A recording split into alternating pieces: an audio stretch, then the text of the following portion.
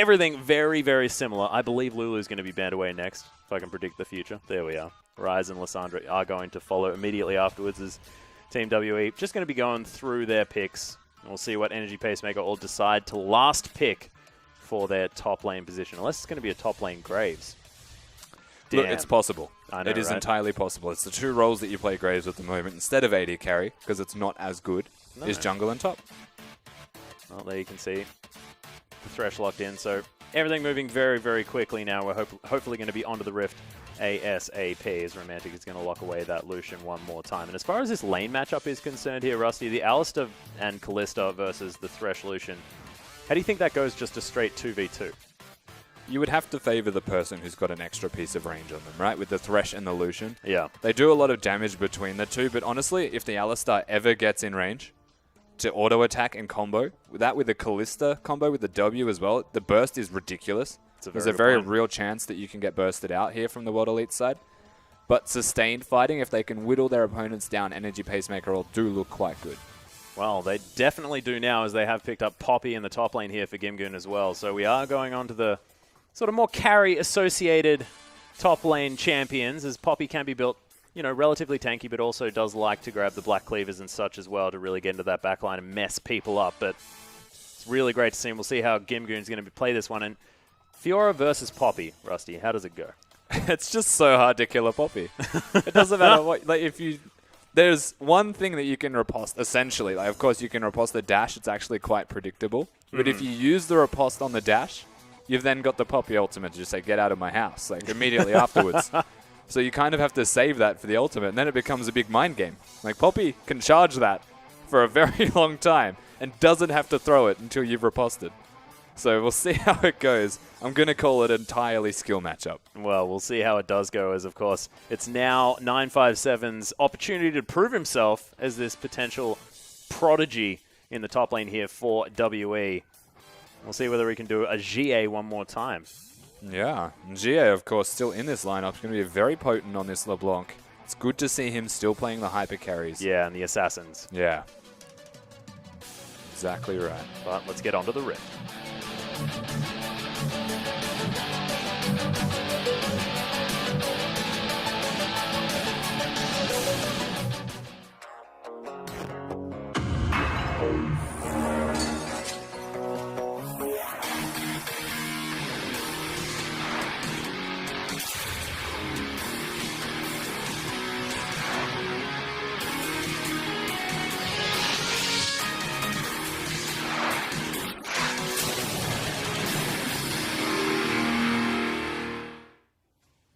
And here we are, ladies and gentlemen, onto the Rift for World Elite, taking on Energy Pacemaker all for Game 1 of Day 2 of the LPL. And so far, Condi pretending that he's on his own. It's the best skin. Sorry, It's so it's just funny, so good. the banjo attack. Yeah. I can't help but laugh every time I see that Mundo skin. Oh, wait, no, they're ukuleles. I think we went Yeah, through no, this. ukuleles and a sun hat. Yeah. It's glorious. So ridiculous. So they're basically right. They're sitting on the blue side of the map. The World Elite were at the very beginning of this, just kind of asserting their presence in the neutral areas of the map, not letting Energy Pacemaker work their way in at all, because Graves is very good at taking away jungle camps with his raw damage this early in the game. Yeah, and of course, it doesn't take a whole lot of damage either, because he can just beat the little creeps away from him, which I just think is really unfair. No, it's such a good strategy for jungling, and it's the only reason people do jungle Graves in the first place instead of top lane is because you don't take damage. Like, you can start with the items that Graves has right now and do 2 full clears, basically, and not have to recall. Yeah, you get auto-attacked by, like, you know, 1 creep during that entire time. But it looks like a potential lane swap is going to be coming in here for WE as Mystic's heading towards the top side of the map. Alistar still hanging around here. Zero's just making his way into the jungle. Just going to annoy Rabbit if he can. I would imagine so. He didn't place the vision directly to watch them doing the first camp, but he now knows, as you can tell, that they're at that red buff. And he's probably just going to be a pest. But of course, on the flip side, Jiezo, he's there.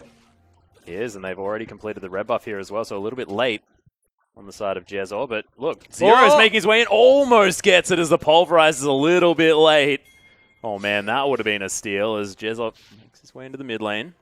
GA just takes an empowered auto attack. I'm disappointed. Get out of my lane. Zero should have had that. I know. He saved the Pulverize for no particular reason. and just did not get it. Had 50 health left, and he chose not to take it. He opted into hard mode, I think. Yeah. Just saying, no. Not this time. It's not the time to get Not ahead. like this. Well, successful lane swap here for WE as they are on their own on the top side of the map. Bit of double jungling going on as Gimgoon is going to be following Rabbit around. Yeah, with a bit of harassment, but you can see Republic doing fine here in the mid lane.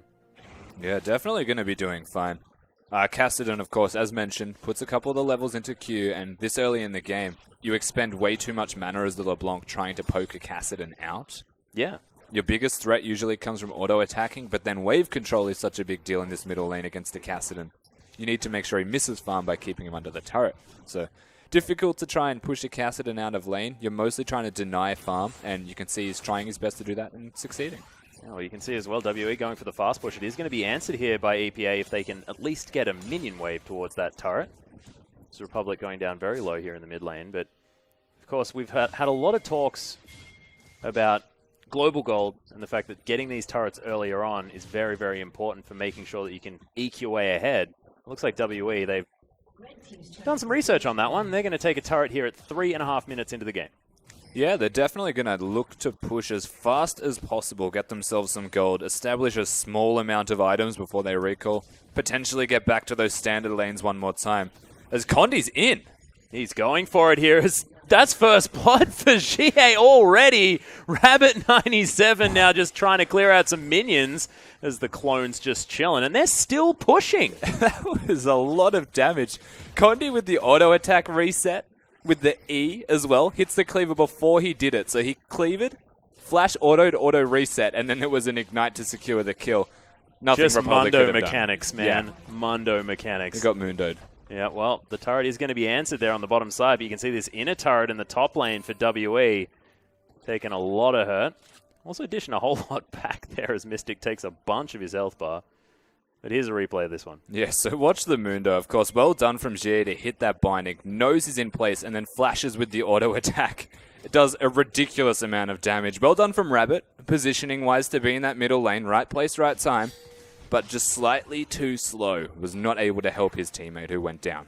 Yeah, did also have to expend his flash there to pick up that kill, so Rabbit not going to be dashing around quite as much. But we'll see how this one shakes out. As that is one turret down in the top lane, one turret down in the bottom lane for EPA as well. We'll see whether we can get some normalcy back into this game, but it looks like this bottom lane, they're just not going to meet at any point.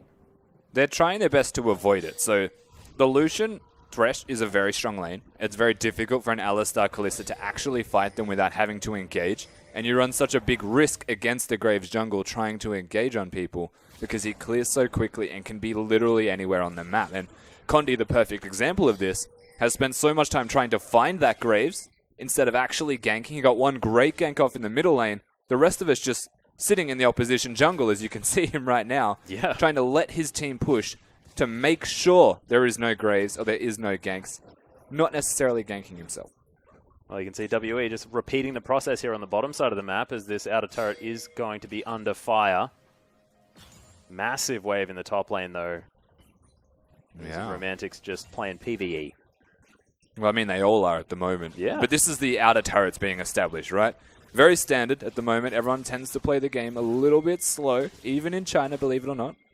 They take their time to get their first buys in, usually, and then they start to poke each other. But whoa, Republic, be careful. Yeah, the chains land there from GA. Auto attack's doing a fair bit of work as Condi's just going to quit sunbaking for a little bit, head towards the mid lane. Not going to find anything onto the Kassadin. Now EPA just going to be taking away all the jungle that they can as Romantic's going to continue getting damage down on this turret. First one, once again, falling for WE. But thus far, very even game. Only 500 gold in it, and that's before this turret's fall. So EPA have got the concept down, right? They know how to do the lane swaps to execute and get the turrets, but they're so far behind in actually executing on it and getting it the way that they want, matching that of World Elite. They have to wait an extra wave. It starts to eke small advantages out in favor of World Elite, just in positioning on the map, and also knowing that the middle lane can be a 1v1, and we've seen the results of that. We've seen the fruits of their labor, essentially, in just that 1v1 between GA and Republic. Well, GA already picked up a Negatron cloak here as well. Doesn't decide on rushing towards that Frost Queen's claim that we've been seeing a heck of a lot of. Just has the Frost Fang now as Mystic He's noticed another outer turret, Rusty, and he's heading straight towards it. Oh no. Very difficult for Cassidy. Needs support if he wants to defend this at all. If they bring more than just the 2 people over here, Republic being level 6, there is no reason Mystic should be as far up as he just was. Yep. Because he's only going to take free damage for it. The thing is, they've left him by himself, and now Energy Pacemaker could honestly just group mid and push themselves. Oh, yeah, he's looking for Gimgoon here as Condi's going to make his way around. Chains don't land. The flash comes down, but there's the knock-up from Zero as Gimgoon tries to use the W, but it's not going to be enough, and Jie gets delivered a kill. Of course, a very good rotation. Should have been predicted. 957. Yeah, the exhaust is down. 957 in a whole bunch of trouble, but does manage to flash and dash away. Romantic not going to be able to get any more, and she's going to clear out the minion wave. And once again, this is the difference between what we're seeing on both of these teams. World Elite, 10 seconds ahead of their opponents, and every single time it starts to eke minor advantages out in favor of World Elite. The biggest concern is, exactly as we were mentioning, this middle lane, leaving Republic to catch up in farm and get a bit of CS and poke down onto Mystic. But as long as Mystic doesn't die, it's still a net game for this World Elite side. Well, Jie is putting pressure on the top side, but you can see it was a big minion wave on the bottom for Romantic and Jogo to really push this one in. 957 can't even approach that one, but Jie is pretty huge, even without very much damage at all. Still pressuring people away from the turrets. Yeah. He doesn't really need items to do damage. LeBlanc's base damage is just disgusting, and you can tell that by his Negatron Cloak first item. Working towards the Abyssal Scepter, you would imagine something we even saw in the LCK.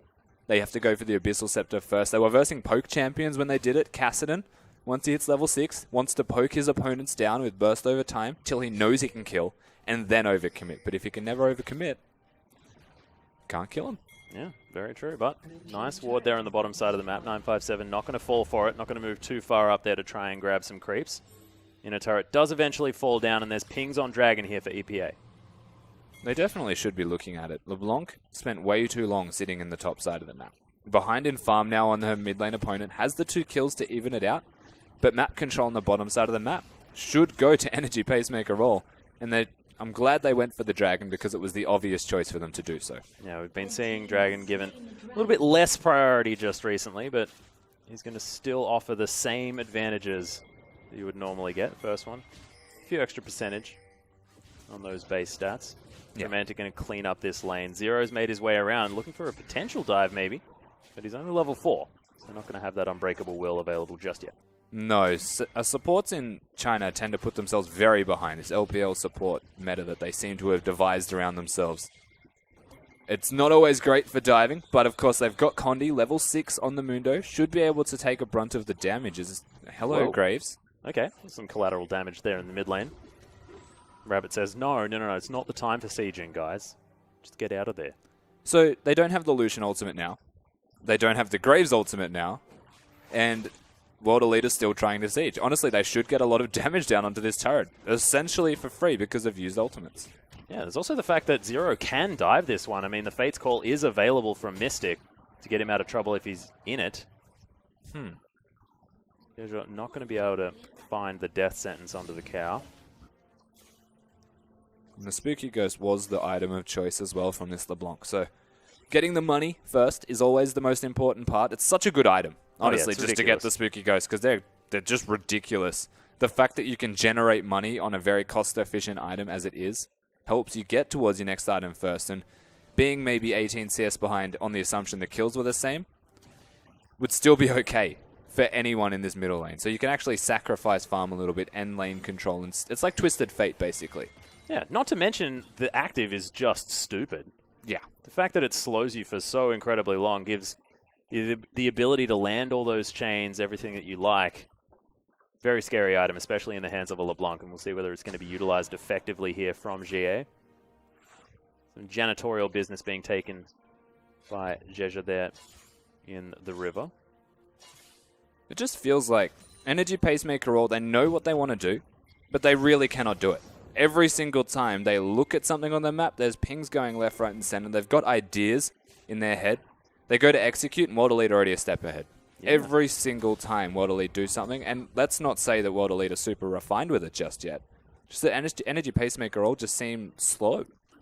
They do. That being said, they are ahead by at least 100 gold at the moment, but nothing to write home about. As far as scaling on these teams is concerned, I mean, 280 carries does seem good by Energy Pacemaker all, but I just don't think you can ever count out a Mundo. You definitely can't. At least the 80 carries, I will say 80 carries because the Graves jungle from Energy Pacemaker are capable of killing tanks. Yeah. You have to keep that in mind. So Mundo's not going to run away with the game by himself. He'll be looking at the Alistar to be big also. Have a very big overbearing frontline threat and have the Fiora to bolster their damage output and actually take down the backline of Energy Pacemaker. Well, World Elite scale very well. Energy Pacemaker scale just as well. Yeah, and it's all about execution as we move into the mid-game here. Gimgoon, haven't seen much of his Poppy so far. Does have the swiftness boots. Of course, 957 picking those ones up as well. And it's just a cheap, cost-effective source of movement speed now. Gimgoon just utilizing the fact that the Vitals were behind him. Always frustrating for a Fiora player. It looked like 957 was running Grasp of the Undying. Very unique choice. Zero's caught. He has been. There's the collateral damage. He's just going to yell triumphantly and get himself out of there. A lot of damage, but it feels a bit lackluster. Yeah. They didn't get a kill. They weren't going to get anything even from that kill you would have to wager. So where is their mind at? What are they looking for? Well, 957 actually going aggressive here onto the Poppy. Very much like the use of the W by Gimgoon, making sure you can't dash around as Fiora freely. A decently long cooldown. We'll see whether they're going to go for anything else. GA doesn't find the chain, so he's just going to hop back to his distortion. It's such a unique top lane to watch. Of course, the W is very good from Gimgoon to stop Fiora from doing anything. Yeah. It's going to be very good to disengage / catch her out of position. But still, it's in a very comfortable position for 957. He's kept that frozen for such a long period of time. Grasp of the Undying, as I touched on earlier, is actually very smart. Because there's nothing Poppy can do. If the Vitals connect and you get health back, and you get a Grasp of the Undying from the Q, which you do, yeah, then you get out-traded 95% of the time. Well, speaking of getting health back, it looks like Sterix Gauge is going to be the first option here for 957 as well. So not even opting for any sort of damage at the beginning. It's making sure that he can survive for as long as possible. It could be a Titanic Hydra. Hey, that is a good point. The interesting part of that is, of course, 0 gold cost to change between the two. Yeah. So you could actually itemize towards a Titanic, get the Titanic, and then say, you know what, I want damage or sustain, and just swap. I'm never used to not seeing Tiamat first. But with the change, of course, doesn't give you cleave on every auto attack. It's now just a usable cleave. So maybe just decides that that's not necessary and I want to have as much health as possible. Yeah, it's usually only picked up on people who have it as an intertwined aspect of their kit. So say someone who's not comfortable playing Riven. Yep. Knows that you need to use it to cancel animations to get more spells in, then you might want the Tiamat. Lee Sin is another good example if you're playing top lane Lee. Haven't for quite some time, as we are going to have a fight break out here. GA gets his combo off onto Ji Zhao's. Fight does break, and Gimgoon comes in. The ultimate's down on him, but he's not dying. Not even going to find the Vitals here, as Romantic's going to pick up Mystic. This is a massive fight for EPA, as 957 tries to get out. They're underneath the turret, and they are going to survive. Finally pulling the trigger now, and an aggressive play for EP really pays off. And that's exactly what we were looking for from Energy Pacemaker. Or they make an aggressive move. They get a great flank from Gimgoon on this Poppy. That's the one thing they needed to do, was be proactive, not reactive, and you can see how it pays off. Yeah, and finally some action now. 16 minutes into the game, EPA pick up both of the outer turrets in the mid lane. And Condi now just going to pick up the pieces, and let's see this one again. So Jiezo hits the hook. Jie's also blown his entire combo. So there's a very awkward position here where Jie is just going to go down. Mystic has no choice, actually gets interrupted by Gimgoon. And look at the Poppy ultimate as well. Yeah. Lets them kill the Alistar in the backline, and then all they have to do is casually stroll towards where the Poppy has knocked them up to be untargetable and unable to escape. Yeah, in fact, just took away the whole front line just for a moment, allowed them to deal with everyone else. So Gimgoon, massive play. And had already killed the backline. So, yeah. Of course, credit to Jiezo. He did hit his hook at the start to initiate the entire fight. And a misplay from Jie, who didn't expect a team fight to break out, was simply putting down burst, but didn't have his ultimate available to get out alive. No, Mystic now going to clean up the bottom lane, but that's a massive structural advantage here for EPA. So they did manage to stretch that lead in turrets to 5 against 3. And this is where WE were ahead of the side, and it seems like now those tables have turned. It definitely has. Of course, the gold has always remained reasonably even until that last fight exploded it out. It's not a great amount. It's not going to be a game-changing amount, but you can feel, especially since the latest patches and we're being in the preseason, that smaller amounts of gold are required to snowball the game to victory. Yeah. It's much more easy. You can take the Rift Herald as an example and try and push a lane with it. You can control one of the 3 lanes then, with a greater degree of success, you would have to say, in a 1v1. And then look to snowball the rest of the map. About 5k is generally the margin where you know someone is unbelievably ahead. Usually used to be 10k. Yeah, that's a very good point. But now, only 3 for EPA. A little bit more work to do before things are going to be looking too dire for WE. But Condi, dangerous ward. Hook's going to land here, and a lot of damage now onto the Mundo. Does have the ultimate, but it's not enough. The burst damage from Rabbit going to be there, as well as the culling from Romantic. Now they're going to be able to transition into a tower. Just seems like every time they pick something up, there's something else there to gather. Yeah, Rabbit putting in work right now. His damage, and of course, Jogo starting it all with the hook one more time. The guy doesn't seem to miss his hooks, and it's almost like ABC for this energy pacemaker all side. World Elite have something to say, though. That flay was ridiculous now. Zero does have the ultimate pop. They're looking for something. Gimgoon going to deny any headbutts with that W, and the inhibitor now under fire. EPA have broken the base. 957 not taking too much damage there, and they're not going to push their luck too much as WE do get them out, but that is going to be the base done at this stage for the top lane on WE. Yeah, and don't be fooled, it wasn't a Baron. 18 minutes into this game, they just burst their way through and managed to kill a Mundo off a pick. That's a champion that you never see die. And he just went down to it. Rabbit, watch out. Yeah, could be in trouble now as well. Republic is hanging around. He's just going to come in and take the kill. All Brilliant bait there from the Graves. All right, Rabbit, don't watch out. You're fine. Yeah, that wasn't even a bait. He was recalling. He was like, hey, Rabbit. Hey, help me. it's okay. Yeah, Republic's like, all right, I guess I'll pick up a kill. Yeah. It's fine. Oh, my God. So 957 did a blind. At the same time, he scried. He doesn't have vision of that bush. Bye. Yeah. Didn't even... Nope. It's just the burst that comes out of a Graves. This is why you pick that champion. If you meet a Graves next to a wall, especially in that area, which is only walls and in small confined areas, you're looking to die. The scrying orb should have been on the tri-bush anyway, because he was queuing to that spot. Yeah, well, of course, just looking to try and pick up whatever he can is 957. Does have now the Tiamat. I was going to say, to be fair, it wasn't his scrying orb. Ah, that's another good point. Oh yeah, the Titanic Hydra was completed, so you're right, wasn't a Sterix Gauge early on. Could be building it now, but that could also be a Black Cleaver there with the Phage potentially picked up. 957 going to have a bit of a higher ability to split push now as well with the extra cleave damage, so clearing out minions very, very quickly. Could be a thing, but it's looking dangerous here for WE as that lead is stretched to about 4,000, closer to 5. And Rusty, you did just tell us that 5k is a big deal. It's not the lights out margin, don't get me wrong, but it's also the margin where error should be non-existent from World Elite. So one more mistake could cost them the entire game is what I'm saying for this World Elite side, and we might be seeing it. Yeah, 957 is going to jump over that wall. Will need to use the riposte. Oh my goodness, Romantic. That was blind too. Just brilliant. Almost manages to pick up the kill. That was not too bad at all. Now 957 though, out of position, has to recall. This gives a lot of time for Gimgoon to threaten bottom. They've got an open inhibitor in the top lane with wards to know someone's coming to defend it. That one ward's actually going to be great for them.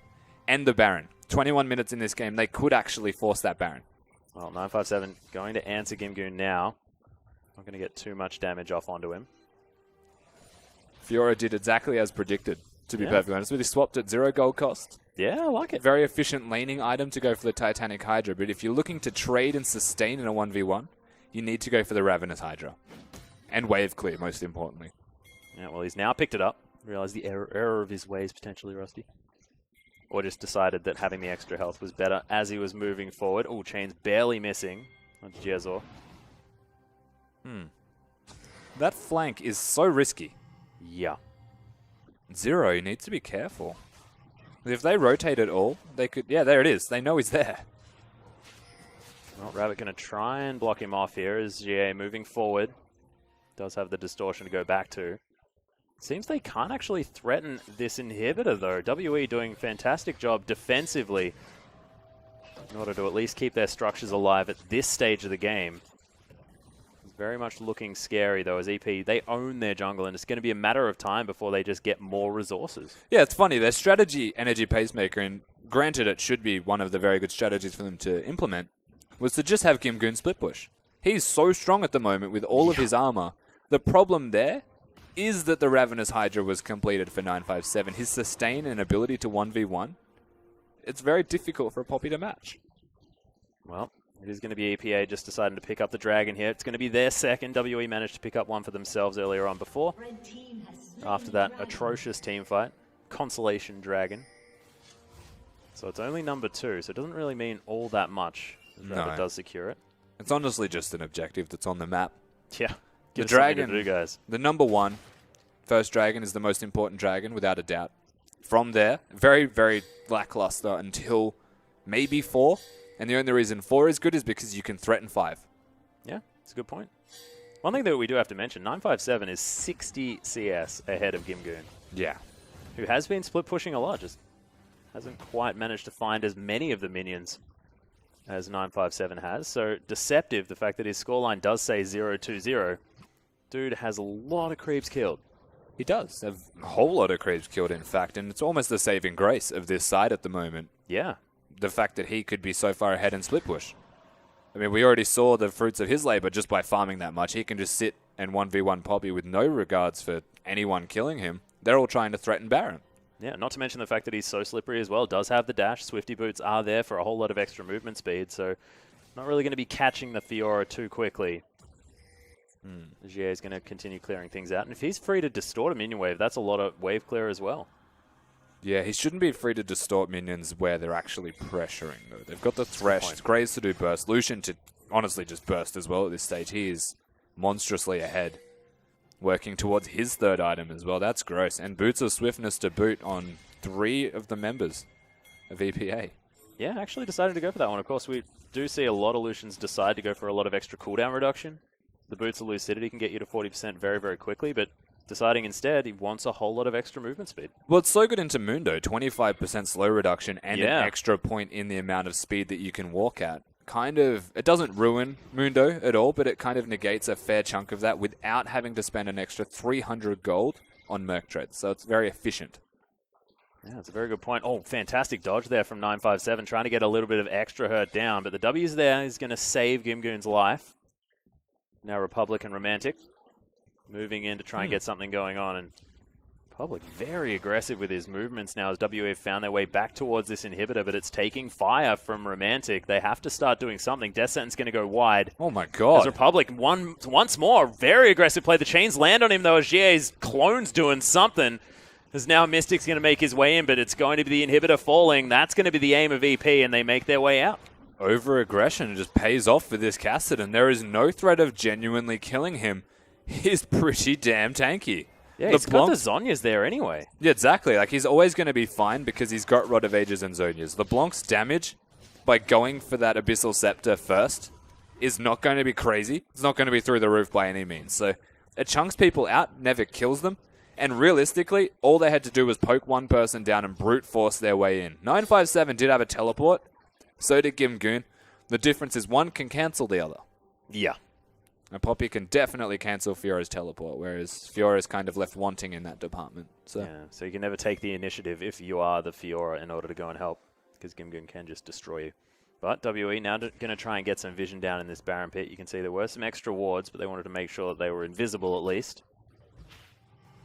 Now Republic just moving on to clear out this mid lane. So Mystic's going to grab the red buff.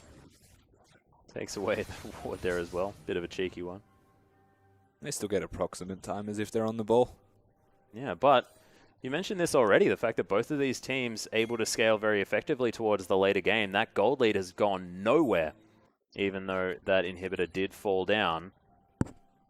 It's just so hard to dive or siege a Mundo Alistar.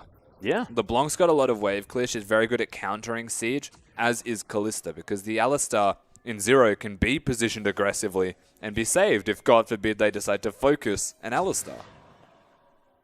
And there's just been not a whole lot of kills for the last 10 minutes of this game. Yeah. Of course, the last big team fight was at 16 minutes. 2 turrets were gained by EPA, and that's how we're at this position, but nothing has changed from that point.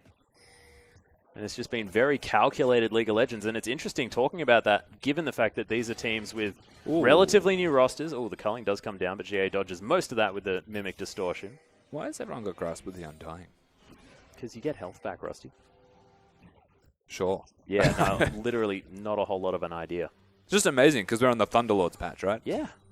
But so many people from World Elite in particular opting towards that item. Sure, it's good for 1v1ing as 957 is trying his best to show you. But beyond that, you may as well have a Thunderlords for burst. Well, Gimgoon looking to try and get aggressive now. The Vital's on his left side, not too worried about it. GA just looking to try and clear this one up as much as possible. Well, the chains land again, and that is a very dead Thresh. Now Rabbit under fire as Zero's going to get ulted back. Heads back towards base as quickly as possible, but that's a decent pick for WE. See whether they can get anything more. Yeah, except Zero doesn't have his flash anymore, and they only got the support for that. Of course, GA does not have the ignite either. Only 2 summoner spells. Not too bad for a single pick. It does kind of null the aggression, kind of quells the threat here from Energy Pacemaker All, but you can see they're still looking threateningly. They want to catch someone out of position going towards the Baron. Problem with that, World Elite don't need to go towards the Baron. They've got like 3 wards on it. Yeah. Whole bunch of vision is available for this WE side. Condi looking to try and grab a Gromp. It's going to be stolen by Rabbit. You mentioned Graves as being a fantastic counter jungler, a guy that just likes to eat minions as much as possible. Romantic going to run away from GA and does have, of course, the assistance of his top laner there. It's just, they're just not pulling the trigger. Energy Pacemaker All had an advantage. They've now essentially lost that advantage because 957's got his 2 items completed. Mundo is starting to come online as an overbearing tank, and that's exactly what he is. And only now do EPA look at the Baron as the big point of contention for them to take. And it's something they should have been doing for quite some time. But instead, they're looking honestly to do the Dragon win condition, which is slow and very controlled. And if it works, then great. But if it doesn't, you're leaving yourself open to so many other opportunities to be countered and killed. Yeah, it's another 12 minutes as well, a bit before a potential 5th Dragon is going to be available. They're looking at sort of a 42-minute win condition if they are going to go for that one. Instead, you're right. I mean, they had control of the map completely. Go for the Baron. Yeah, or at least control the Baron and like force people out of position, right? Like if you just put vision down on the entire Baron area instead of letting a scrying orb sit on it for upwards of 5 minutes, which is basically what just happened until now. I mean, you're leaving yourself in a position where World Elite know you're not going for it, and all they have to do is sit in their base and become cool and collected. Well, they are going to do so. 957 now moving towards the bottom lane. Has his teleport available. There's a scrying orb on the Baron still. Yeah, Rabbit is probably going to clear that one out. Noticed. Are you talking to me or to EPA? Yeah, no, just... Oh. It's still there. Still there, guys. Please, rule number 1, check inside the pit. Yeah, they're pinging all over it. 957. They're about to go in. And yeah, look, come on. Finally, we did it. There it is. Now you can force the Baron if you want to, or bait the Baron. Just do something with the Baron. Fiora's going to be a pain in the bum in about 20 seconds. Well, we'll see what happens. EPA not quite pulling the trigger Poppy just teleport. Yet. Yeah, GA even managed to pick up that blue buff as well. That's so much burst damage out from the Lucian as GA is just going to get destroyed. Zero gets picked up by the Hawk. Zhao, fantastic play, but Gimgoon might be in a little bit of trouble. They have lost their mid laner. That is so much of the burst damage down for WE. And EP, they are just going to take down that inhibitor one more time. We'll see whether they can get any extra pressure. It is going to be the continued split push from 957, but the game might be what EP are looking for. There's the teleport finally from 957. They want to fight for this. Yeah, Zero gets stunned into the wall. Immediately destroyed. Just can't do anything. Mystic's down as well. And EPA, they are all over these team fights as, yeah, the Fiora did manage to get all the vitals, but that doesn't help you when you're dead, as the last turret on the Nexus falls, and EPA, with an incredibly controlled game of League of Legends, take their first one in the LPL. It felt unrefined. It didn't feel like their strategy was exactly what they wanted it to be, but EPA, they do come into the first game of the LPL against World Elite, and they do find themselves, I'm going to say convincingly, getting a victory, because World Elite did not have an answer. They didn't, and it was just every team fight. Admittedly, there were 2 the entire game, but both of them so incredibly convincing. And you have to say that Jogo was so incredibly good. Yeah, Jogo on that Thresh was unbelievable. He did exactly what his team required of him. The teleports, I have to say, though, from Gimgoon, the communication was good. Very strong. His teleports were always on point when he used them. 957 was the big question mark. We know him as the solo queue prodigy. Didn't use his teleports accordingly. In fact, he just spent the whole time winning lane. Yeah, did his very best to split push for as long as possible. But, of course, it is a best-of-3 series here, Rusty. We could have WE come back and pick up a victory, but so far, a little bit depressing for WE fans. Thankfully, they're at least used to that. Oh, man. I guess their shirts do say, keep your dreams, Atlas. That is true. That is true. We've been keeping them